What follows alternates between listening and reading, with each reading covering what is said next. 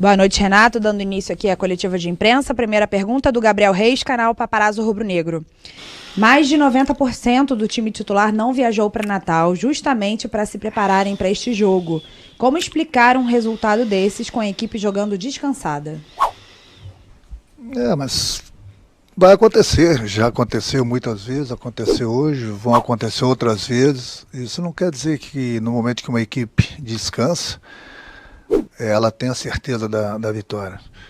Se é assim, você pega algumas equipes grandes aí do Campeonato Brasileiro, que só disputam o Campeonato Brasileiro, então eles têm a obrigação de ganhar o título. E não é por aí. Não é porque nós descansamos entre aspas, né? Que a gente não jogou com a equipe principal aí no meio da semana, que nós iríamos vencer fácil o Internacional. Não tem jogo fácil, independente se você descansa ou não. Eu já havia falado que nós iríamos tropeçar uma hora. Infelizmente nós tropeçamos hoje. E não tem um time imbatível. Todo mundo vai tropeçar. Da mesma forma que o Flamengo lá na frente vai tropeçar de novo. Isso faz parte do futebol. O Flamengo não vai ganhar todos os seus jogos. Mas isso não quer dizer que o Flamengo não jogou bem hoje porque ele não jogou durante a semana. Eu volto a repetir. Se fosse assim, o próprio Internacional que se joga uma vez por semana, disputa o Campeonato Brasileiro, teria a obrigação de ser campeão. Nosso futebol não é assim, não. Monique Danello, TNT Esportes. Renato, boa noite. O Gabriel acabou expulso em um dos muitos lances de irritação do Flamengo com a arbitragem no jogo. Você acha que o time acabou perdendo um pouco a cabeça na partida de hoje? Não, nós não perdemos a cabeça. Os jogadores tiveram até uma certa tranquilidade por tudo aquilo que vinha acontecendo na partida. Mas eu não falo de arbitragem. Eu não gosto de comentar, entendeu? Eu acho que é o trabalho da imprensa, é o trabalho dos comentaristas, entendeu? Tem o VAR lá para isso. A única coisa que eu questionei o árbitro durante a partida e após a partida foi nos 2 primeiros gols do Internacional. No lance do Bruno Henrique, que eu vi falta, e no Diego, que eu vi falta também. Mas isso não é desculpa, porque nós tomamos o gol. Só que eu achei que ele deu uma vantagem que o Flamengo não teve vantagem. Só isso. Mas a arbitragem não cabe a mim comentar, eu tenho que cuidar da equipe. Rafael Melo, canal Rafa Melo. Renato, nos primeiros minutos do jogo, o Flamengo foi melhor em campo, mas deixou de finalizar em 2 oportunidades claras. Após as oportunidades desperdiçadas, o Internacional começou a achar os contra-ataques e matou o jogo. Você concorda que o time entrou com uma postura um pouco displicente na partida? Não foi displicente não. Nós sabíamos que o Internacional iria jogar por uma bola parada. Iria jogar principalmente no contra-ataque. E foi assim que o Internacional achou seus gols. Todos os gols deles foi no contra-ataque, onde a gente não soube matar a jogada, deu espaço. Nós sabíamos que do jeito que o Flamengo joga poderia acontecer.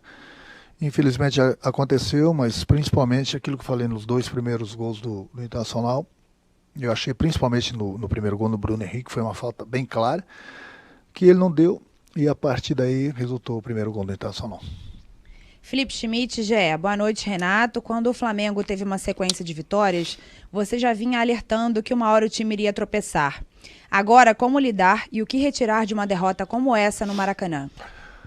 A gente aprende sempre com as derrotas, a gente aprende com os empates, a gente aprende com as vitórias, mas isso é um papo que eu sempre tenho com o grupo.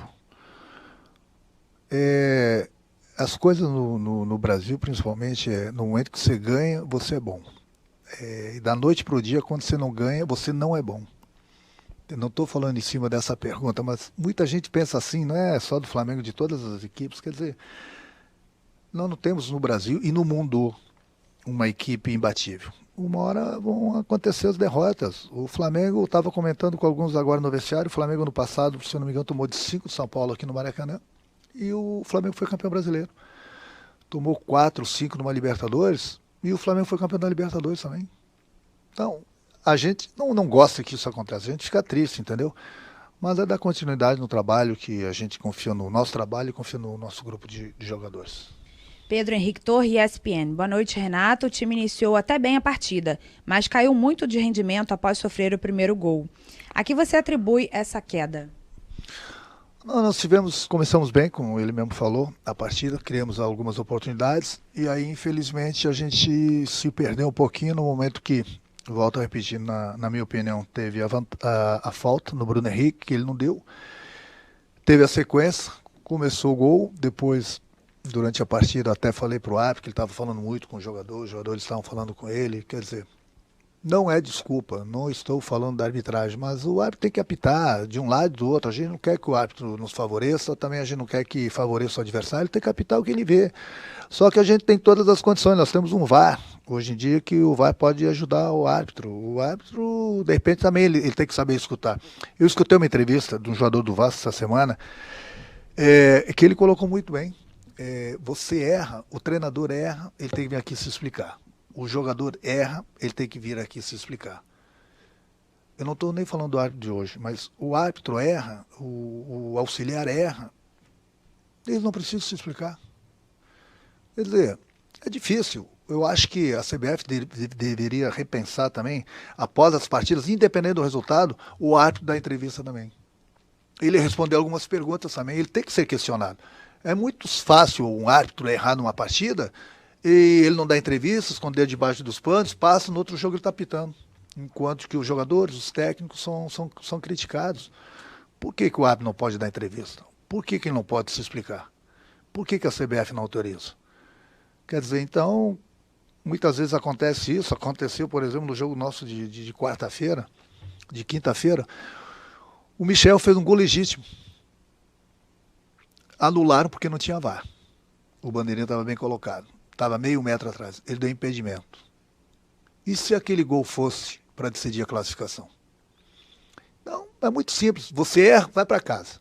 Outro jogo você está apitando, bandeirando. O treinador erra ou não erra. Não acontece, mas ele está todo jogo dando explicações. Da mesma forma os jogadores. Então acho que a gente vai aprendendo com o passar do tempo. Nós estamos no século XXI, né? Então está na hora de a gente repensar algumas coisas. E em termos de repensar, seria importante a CBF falar para os árbitros virem aqui e se explicarem também após a partida. Porque eles nunca erram, né? Eles nunca estão errados. Sempre são os treinadores, sempre são os jogadores. Mas quem sou eu para falar sobre isso, né? Mas seria importante, interessante os clubes se reunirem com a CBF e colocar isso para os árbitros também darem entrevista após as partidas. Luiz Antônio, canal Luiz Antônio Rubro Negro. Boa noite, Renato. Hoje o Flamengo não teve uma dinâmica de proteção para sua defesa e tomou 3 gols de transição apoiada e 1 de transição direta. Como resolver esse problema para os próximos desafios? Não, a gente tem treinado, o grupo está bem, a gente tem treinado, tem jogado bem, entendeu? Aquilo que eu falei, não é por causa de uma derrota, lá a gente fica triste até pelo placar, pelo que aconteceu. Hoje quase não deu nada certo pra gente, né? E o Internacional soube se aproveitar disso. Mas é continuar o trabalho. Então, até antes dessa partida, todo mundo era jogador de seleção brasileira, o técnico era um dos melhores do Brasil. E agora, não, tudo bem, a gente entende, nada deu certo hoje pra gente, acontece. Pode ter certeza que o Flamengo, e quarta-feira é outra competição, é Libertadores, e pode ter certeza que vai ser um Flamengo bem diferente do que foi hoje. Wesley Ramon, Portal Urubu Interativo. Renato, o Flamengo vem de 7 vitórias e com goleadas. Hoje é goleado pelo Internacional em casa. Na partida anterior, o Flamengo foi poupado. Você acha que isso pode ter influenciado no ritmo de jogo dos jogadores? Não, é aquilo que eu falei. Se fosse assim, as equipes que estão disputando, inclusive o Internacional, disputam uma partida por semana só disputa o Campeonato Brasileiro. Teria obrigação de ganhar o campeonato. E mesmo assim é difícil para quem joga 2, 3 vezes por semana, para quem joga uma vez só. Aconteceu. Hoje aquilo que falei, se nós tivéssemos aproveitado as 2, 3 primeiras oportunidades, o jogo seria totalmente diferente. Mas infelizmente nós não aproveitamos, o Internacional soube se aproveitar, jogou no contra-ataque, achou seus gols e venceu a partida. Última pergunta, Mauro Santana, canal do Mauro Santana. Até que ponto o time se deixou levar pelo retrospecto positivo na atuação de hoje? Não, ninguém entrou com salto alto, bem pelo contrário. Uma das coisas que eu mais cobro do meu grupo é isso. Eu sempre falo para eles, olha, quando as equipes enfrentarem o Flamengo, o pessoal vai mudar a tática, o esquema de jogo, alguns jogadores, para que eles saibam das dificuldades que vão encontrar quando jogam contra o Flamengo. Todo mundo vai dar vida contra o Flamengo. Todo mundo. Eu sempre preparo, eu sempre converso com eles sobre esse tipo de assunto. Mas infelizmente aquilo que eu falei, hoje não deu praticamente nada certo pra gente. E ainda assim nós perdemos um jogador no segundo tempo para complicar ainda mais. Mas aquilo que eu falei, a gente aprende com as vitórias e a gente aprende com as derrotas também. Quarta-feira tem mais outra competição, é o que eu falei, pode ter certeza que o Flamengo vai ser o Flamengo de sempre antes dessa partida. Obrigada, Renato. Fim